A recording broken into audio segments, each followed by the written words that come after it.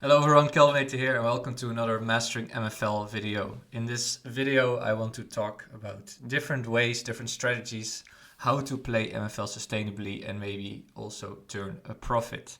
Of course, this is a big element of the game economy and it's way more fun to end up with a bit more money than you started with that you put into the game. Not financial advice as always, but I think it's good to talk about it, and a lot of you are interested in these different ways how to do it. The best approach is, of course, to treat MFL as a hobby and not as some kind of investment tool. But yeah, while you're playing, it's fun to gain a bit more money so you can get better players and move up through the pyramid and maybe even end up in diamond. So let's talk about the 7 ways. Here we go. Strategy number 1 is tactical domination. This one is a little bit obvious, but I think we have to start with this one.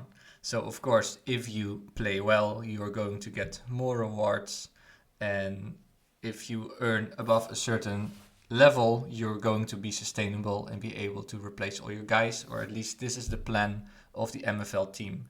They want to design the game in such a way that if you outperform yourself, if you perform above expectations with your team, you are going to, of course, earn more MFL and play sustainably. And also with a small budget, you can do it by tactically dominating the other teams. So by testing a lot and really playing well. So if you look, for example, for one of my stone teams, there's quite a big gap in MFL rewards between, for example, the third place, 6,500, or ending 8th or 9, 2,600. So it's almost free, like 2-3 times as much. So if you end in the top of the table compared to lower the table, of course you're going to, on the long term, earn way more MFL. You're going to be able to replace way more guys on your team, and in the long run you will play sustainably like that. It's a bit of an obvious one, but I wanted to start with this because it's like a core mechanic, and the development team really wants to reward people who do a lot of testing, and like a way without putting too much money in there, that by playing the game really well, you can slowly start to build up a bigger agency and, let's say, build up more assets and profit. So that's why I started with this. Let's move to number 2. The second strategy is what I call quantity progression, and this is a strategy that Fortress Agency really practices, in my opinion. It means you buy a ton of guys, just hundreds of players for $1 in the hope that you have a super talent in there with maybe 10 plus progression, 20 plus progression, maybe even 30 plus progression. So how does it work? Yeah, you can see he buys so many players for just $1. They are very bad, let's say 49 overall, 22 years old. But you just take all of those guys for $1 and you hope they grow and they blossom into very good guys that you can sell for way more. I think so far it's going very well for him. So we can click here on progression. Let's say overall. Let's check of his whole agency how many guys progressed by a lot. So for example, here we can already see the top guys. They were all very low comments in the beginning. Plus 22, plus 19, plus 13, 11, 11, 10, 10. So he already has so many guys that reached, let's say, above average progression. And he could now sell all those guys for way more money than he initially invested and make a nice profit on them. So it requires a bit of money, a bit of investment. Let's say you buy 100 guys for $1, but if one of those guys has a plus 20, plus 30 progression, you already, I think, recoup all that money. Strategy number 3 is what I call quality progression, and instead of buying, let's say, 100 guys for $1, you do a couple of big splashes, targeted buys for maybe $200, $300, in the hope that this player gains a couple more overall. And especially in the higher ranges, the rare players, the legendary players, this can really mean a lot in terms of extra value. So I started doing this a little bit. I splashed on a couple of guys, and so far it really paid off. So I can use, for example, Matthew Singh here. We look at this progression. So I bought him last season. He already went up from 78 to 82. And I saw his price like $220, and I thought, if he already has +4 at that age, at 23, this must keep going. Plus, if he's already such a good rare, a couple of more overall will really help his value, also because he is a striker. And that really paid off. You can see that he kept progressing, and now he's an 87. So when I bought him as an 82 rated player for 220, he has now done another +5, and now he's an 87 rated striker. I also bought this guy Witwer very soon, like at the start of this season, with the same idea. He was 84, I bought him for 264, and yeah, you only need 1+1 to become a legendary, and he's still very young, 23. He already did it, so now he turned into a legendary, and I could definitely sell him for profit. Plus, I think as a 23, he's definitely below his prime age, most likely. So I imagine another +1 or +2 progression. So how can you find those guys? Is just to go to the marketplace. Maybe pick the rare guys. You don't want them to be too old. So let's say 24. And when you see someone that looks pretty cheap, so for example 82 for 250, that sounds nice for that age. And then we want to know the progression. So he only did +2. That's not too encouraging, but maybe others have a much better one.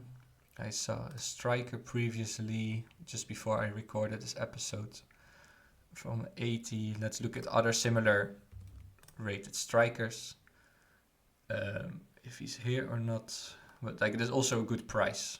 We check his progression.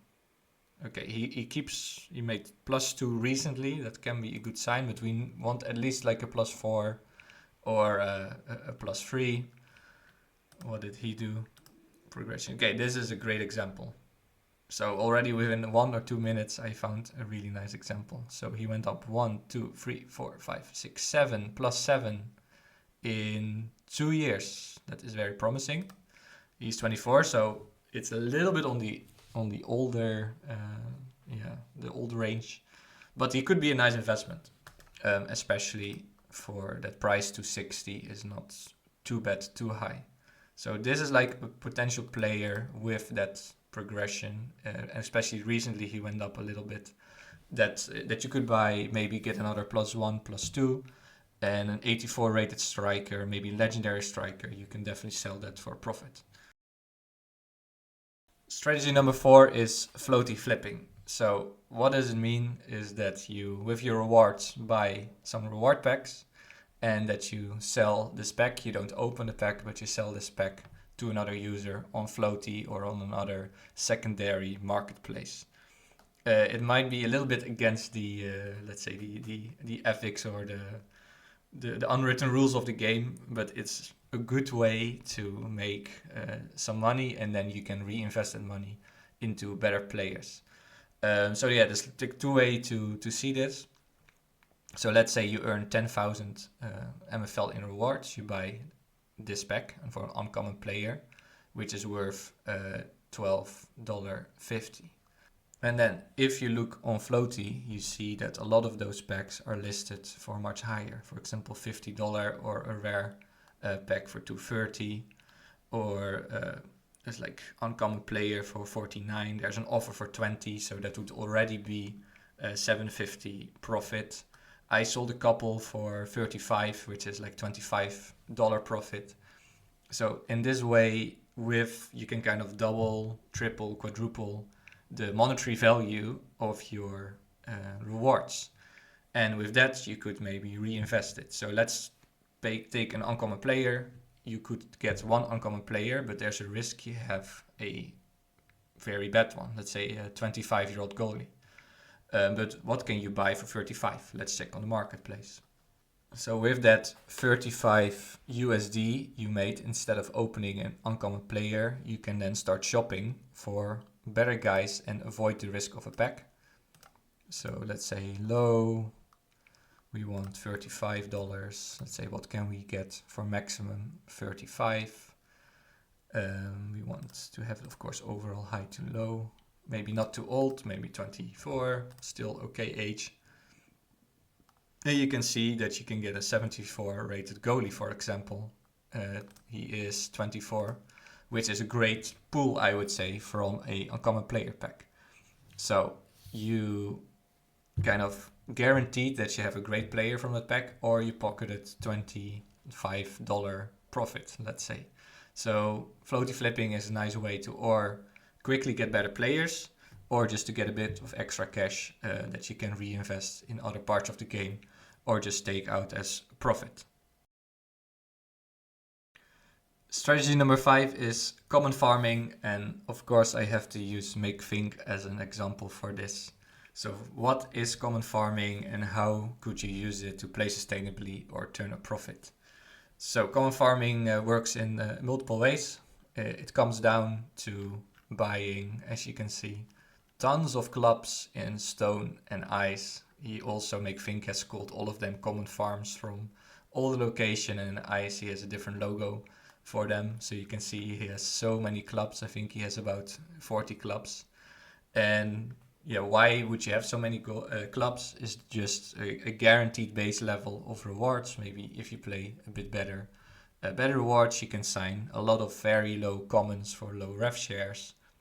Plus, by filling it up with the players of yourself, you also play everyone. Maybe there's some good progression players.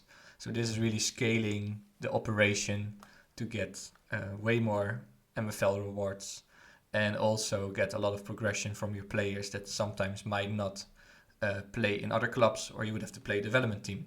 So it works in multiple ways. So let's, for example, click on this common farms Magdeburg. Probably they're not doing too well, I would reckon. Yeah, they're in 11th spot, because MakeThink mostly use super low commons for those teams. But even, let's look at the prize pool here.